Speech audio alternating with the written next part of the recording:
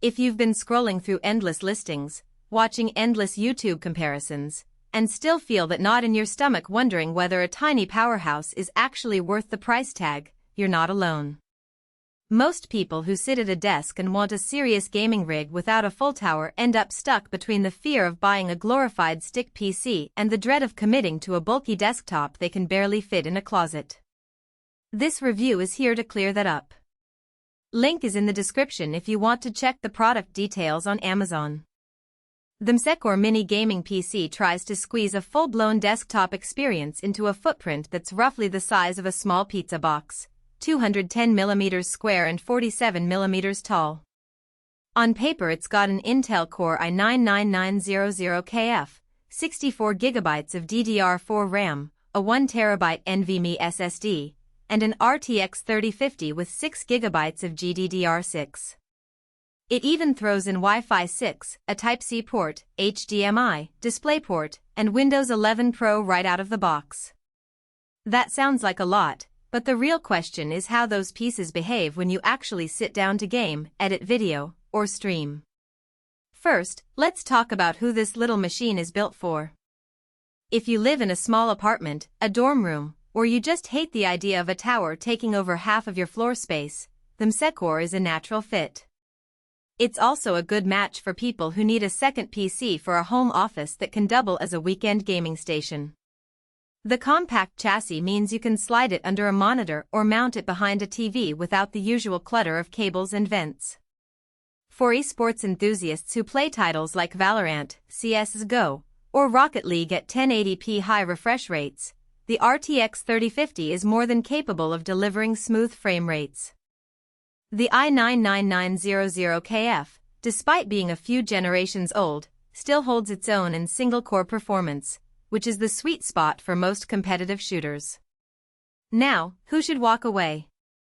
If you're a hardcore AAA gamer who expects to crank Cyberpunk 2077 or Elden Ring at 4K Ultra settings, you'll quickly hit the RTX 3050 ceiling.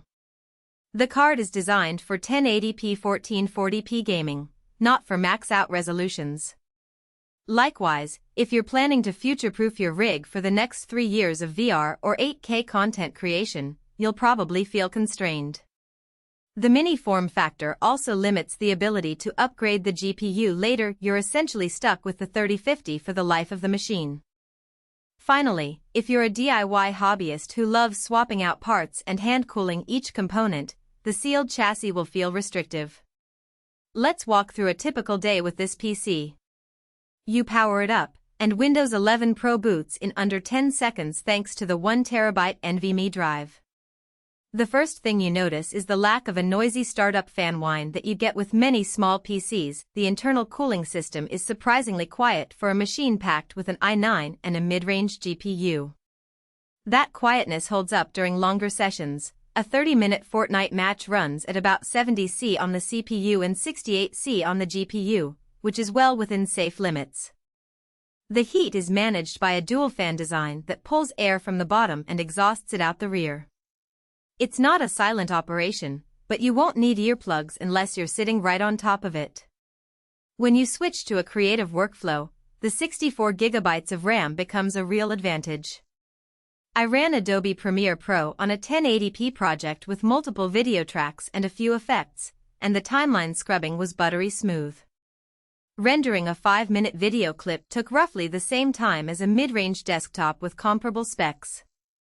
The 1TB SSD also leaves plenty of room for a game library and media files, though power users who store large 4K footage may want an external NAS or an additional internal drive, which the chassis can accommodate through an extra M.2 slot. One hidden trade-off is the thermal envelope. Because everything is crammed into a 210mm square box, the airflow path is tighter than in a regular tower. In a hot summer room, you'll notice the fans spin up a bit faster after an hour of continuous play, nudging the noise level up to a low hum. It's not a deal-breaker, but it's something to keep in mind if you need a completely silent environment for voiceover work. The good news is the device supports a Type-C port that can deliver up to 100W, So you can connect an external GPU dock if you ever need that extra graphical punch, albeit at a significant extra cost and loss of the original compact appeal. Connectivity is another strength that often gets overlooked in mini PCs. The inclusion of Wi-Fi 6 means lower latency and better throughput if you have a compatible router, which translates to smoother online gaming and quicker download speeds for large game patches. The dual display support, one HDMI and one DisplayPort, lets you run a 144Hz monitor for gaming while keeping a second monitor for chats, browsing, or streaming overlays. That flexibility is a boon for streamers who want a